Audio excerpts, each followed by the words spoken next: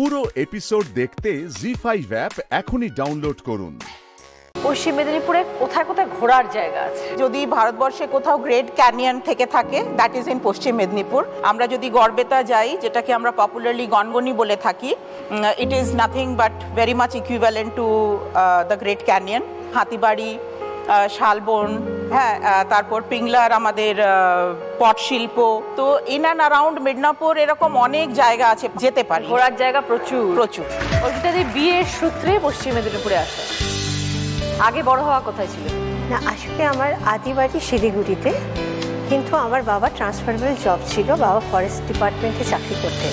তো অনেক জায়গায় ঘুরতে হতো। হ্যাঁ, আমিও সেই সূত্রে মেদিনীপুরের মেয়ে, কেননা আমার জন্ম হয়েছিল তখন আমার বাবার পোস্টিং ছিল মেদিনীপুরে।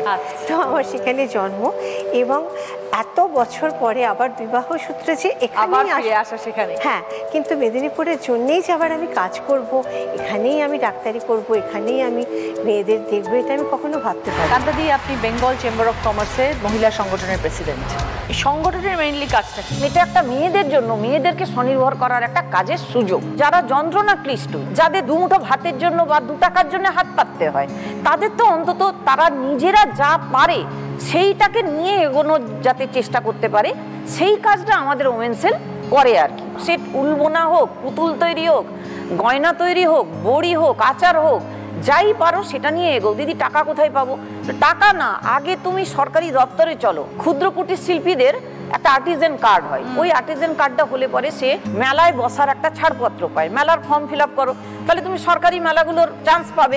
তারপরে উদ্যম আধার করা, সেই সমস্ত উদ্যম আধার করার জন্য ক্যাম্প করা। তোমরা যদি মনে করো যে আমি টেলারিংটা ভালো জানি, আমি 15 জন মেয়েকে নিয়ে আমি একটা ইউনিট বানাতে চাই, যেখানে আমি থান কাপড় কিনে ড্রেস বানাবো এবং ড্রেসগুলো আমি বড় করে বিক্রি করব, সাপ্লাই। তো সেই ইউনিট করতে গেলে মাইক্রো অ্যান্ড স্মল যেটা ডিপার্টমেন্ট, সেটাতে হবে। এমএসএমইর যে বড় ট্রেড ফেয়ার হয় বা সেমিনারগুলো হয়, আমাদের প্রচুর হয়। তো এইগুলো আমরা করি, করে তাদেরকে বসাই, অফিসারদের সঙ্গে ডাইরেক্ট সামনাসামনি কথা বলিয়ে দিই, এবং তাদের খুঁটিনাটি যাবতীয় যা সেই সমস্ত পথটা আমরা দেখি। ছোটবেলা থেকে আপনি পশ্চিম মেদিনীপুরের মেয়ে, তো এতগুলো বছর তো কেটে গেছে, তো কি মনে হয় কতটা এগিয়ে গেছে পশ্চিম মেদিনীপুর? আমি যখন ইউনিভার্সিটিতে পড়ি, তখন আমরা যখন ফিরতাম, ওখানে কোনো আলো, কোনো কিছু ছিল না, কোনো কমিউনিকেশন কোনো ছিল না।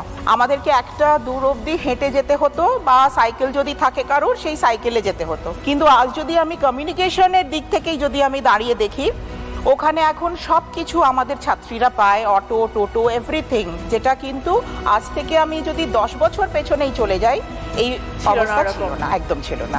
কেন আপনার মনে হয় পশ্চিম মেদিনীপুর সব থেকে সেরা জেলা? পশ্চিম মেদিনীপুরের আমি এখনো বলতে পারি, যে পরিমাণ ব্লাড ডোনেশন ক্যাম্প হয়ে আমরা যত ইউনিট ব্লাড তুলে দিই, যে পরিমাণ আমরা গাছ লাগাই, যে পরিমাণ এই রিসেন্টলি আমরা পরিবেশ দিবসে পার্থেনিয়াম গাছ নিধন করলাম, আমরা স্কুল ছুট, বাচ্চাদের পড়ার স্কুল, বিনা পয়সায় খাবার দিয়ে, বই দিয়ে, তবু তোরা পড়, বোঝানো, এইগুলো করি।